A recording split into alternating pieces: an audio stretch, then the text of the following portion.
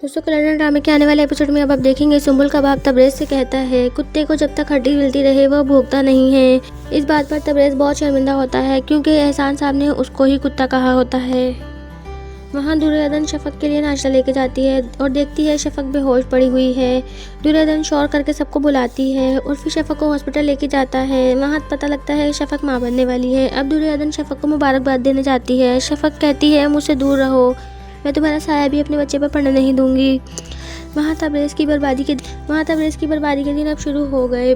वो सुम्बुल की अब सारी जायदाद अपने नाम करने के चक्कर में लगा हुआ है। अब सुम्बुल भी अपने किए की सजा भुगतेगी। उसका बच्चा भी अब इस दुनिया में नहीं रहेगा। दुर्योधन का इंतकाम अब शुरू हो गया है। उसने अपना फैसला अल्लाह के हवाले किया था। अब तबरेज़ के हाथ कुछ भी नहीं आएगा, ना तो उसका बच्चा और ना ही कोई जायदाद।